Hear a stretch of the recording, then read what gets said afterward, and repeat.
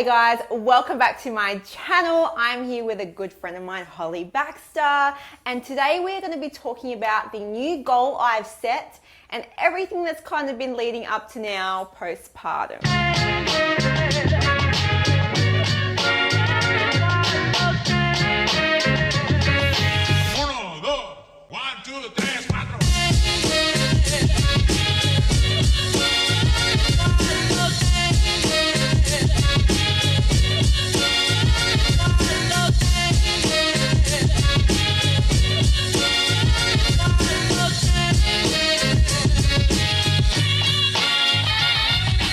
So in case those of you who don't know, 7 months ago I popped out one of these ones. Popped one of these right out of the vajay. That was fun.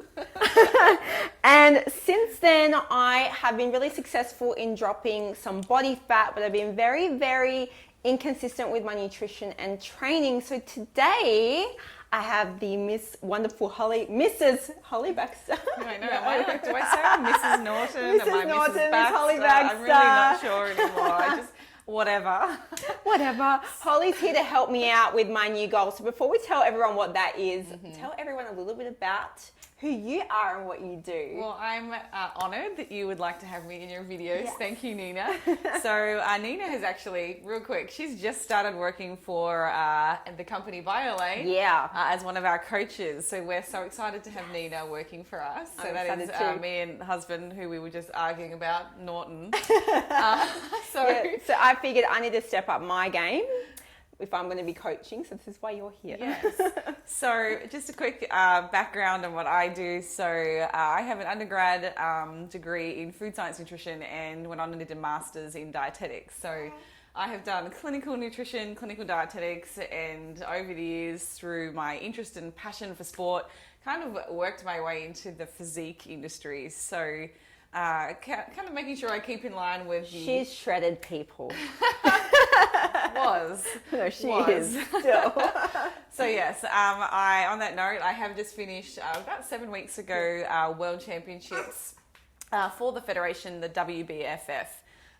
So we had worlds over in Bahamas. Hello. She's like, yeah, you did. And placed in the top 10, which is very exciting considering it was my first international show with that federation. I'm on the up now, and now Nina, she's going to be on the down. Oh my gosh. Actually though, Holly is going to be dieting real soon again, so we'll be on the even playing field real soon. Yeah, so let's talk about your goal on that. So for me, I figured every coach needs a coach, because even though I understand nutrition and how to structure macros and diets, I don't do it unless I have someone to be accountable to. And if I have a time frame, I crunch down. If I don't, which has kind of been the last 7 months, mummy's been really slack. I've been really inconsistent because I just haven't had a goal and I haven't had a time frame. So I've just been kind of losing slowly, which isn't a bad thing, but I don't want to be in a deficit forever. And I just want to kind of get to my goal and then reverse diet. So I set a date for a photo shoot. I already booked it yesterday, which is so exciting. I'm really nervous about this. I haven't done a shoot in like 2.5 years. It's going to be awesome because I will be competing the same weekend Nina actually has her photo shoot. Oh my gosh. I have a friend now to diet with. It's almost a lot easier, I think, when you have somebody that you can kind of just float how you're feeling, de-stress. I'll be calling you a lot. Yeah. We don't want to always take it out on our husbands. So. No.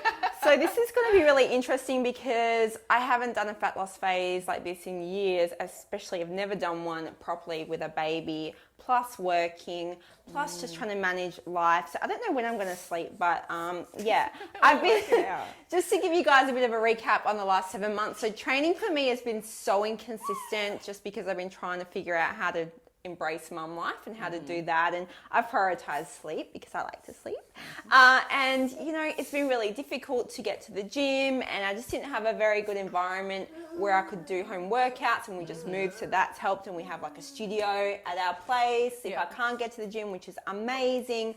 So all these factors have changed, and I haven't been able to drive to the gym because I just got the ability to get my license here. So it's like so many factors have stopped me from doing these things that have been beyond my control. Yeah. It's not just me being lazy and going, I don't want to go train. It's just been like, I want to go train. I can't get to the gym. I can do some stuff at home. I'm unmotivated and just, yeah. And I've been really slack with, I've been kind of loosely tracking macros, but then, you know, if I want to have extra stuff, I do. I'm like, yeah, well, I don't have a goal. I'm still dropping weight or maintaining. So I undervalue, Yeah. because we obviously are both from Australia, Yeah. and we have both moved our entire lives to another country. And Yes. I think just that in itself is enough for, you know, most people to really drop the ball and, you know, Yeah. lose focus on, nutrition and training. It's Right. probably the first thing to go for a lot of people. So the fact that you've had to go through, you know, the process of your green card, getting married, that's stressful in its own. And being moving. pregnant. Now having pregnancy to add to that, not being able to Bless drive you. and have your independence. just so many things that have you been know, so stressful. There are so many things, and I completely understand how it would be that way. Right. So it sounds like, just listening to what's happened, you have really prioritized, you know, your sanity. Yes. I think, and making sure that sleep, let's be real, sleep with a baby. Yeah. Doesn't really happen. I'm going to stay in But bed when I you can. really, it's not a time where you can make your fitness goals number one. No. So it sounds like we're kind of in a better position now where you have a bit more time, you've got your routine down Yes. pat, you now have access or better access because A, you can start driving, Yeah. and B, you've got a more convenient training location Exactly. too. So all of those things are kind of pushing you in the right Yeah. direction anyway. And how's me? I'm like, yeah, let's just do this in 11 weeks. Which is good. So Holly's going to help me set up my diet phase. Is there anything you want to know before we actually do that? Yes, so obviously there's a lot of information that we would collect, and Nina does the same thing for all of her clients that she works with too. So looking at someone's like social background, kind of how active they are with their occupation, Yeah. and not only their occupation, just their day-to-day activity. Pretty active. She's basically got a weight that she I carries feel around like I'm with her with her. sweating all day, every day, running around after this one. So we need to obviously consider her training history and then her dietary intakes. Yeah. So you said that you've been loosely tracking. Yeah. What have your calories been based on what you've tracked? Well, just to give everyone a bit of a background before I go into that. So, you know, before I got pregnant, I was training heavily. My metabolic rate had really adapted to a lower level, and I was struggling to make progress on low calories because I hadn't done a reverse diet in a long time. Yeah, you know, it gets pretty tough. The pregnancy actually for me, and you know, the whole birthing process and everything like that, and having a baby, I feel like it was a reset for me in terms of my metabolism, because I got to eat, get my calories up, my adaptations to training completely lowered And again. we actually talked about that during your pregnancy. Yes.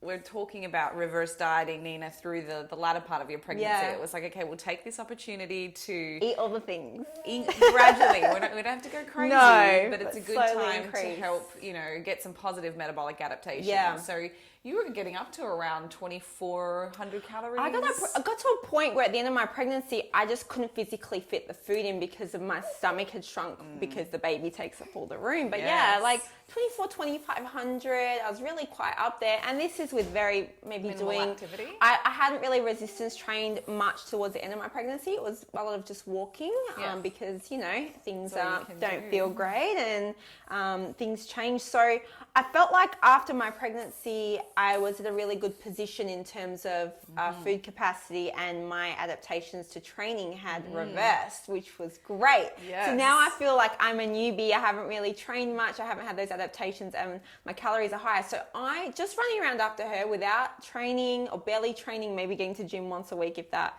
I've been able to hold steady probably on an average of 1650 a day, 16 to 1650. And that's me not tracking, maybe I'm like 80% compliant, maybe, not 70 to 80. Yeah. So it could be a little bit more. Yeah. I'm not too sure. So if I had to guess, maybe like during the week when you're busy, you're probably a little bit more strict and perhaps a bit more flexibility on the weekend. Yeah, exactly. Or if during the week, if I'm up late, which happens a lot, Yeah, if I really wanted something, I haven't deprived myself at all. So I've kind of gone, well, I'll take the extra 100 calories, you know. So I feel like I'm in a pretty good position to just go into a bit more of an aggressive diet phase for a short period of time, get it done, and then focus on getting the calories up and putting on muscle. Because one thing I have done is lost quite a lot of muscle mass through this whole process. For those of you that are following along on my channel and perhaps don't know Nina and her full background, she's actually a former bikini pro. So yeah, just in like hibernation.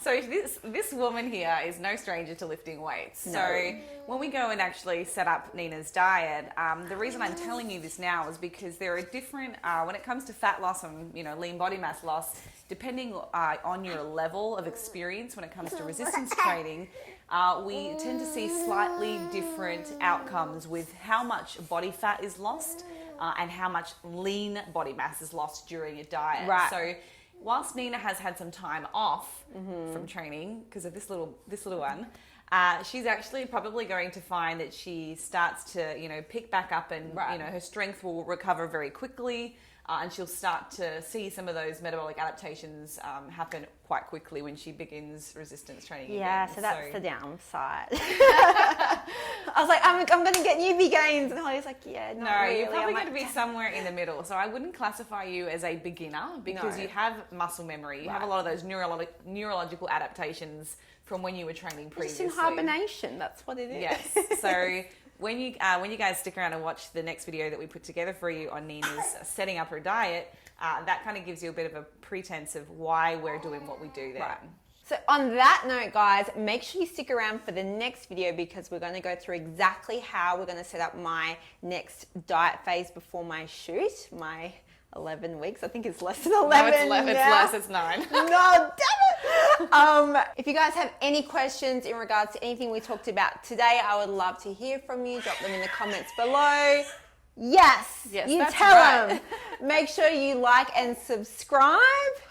You tell everyone they need to subscribe and like, right? Yes. Aria told you you have to do that. So that's just a non-negotiable. Subscribe. You tell them. So thank you guys so much for watching and we'll catch you on the next one.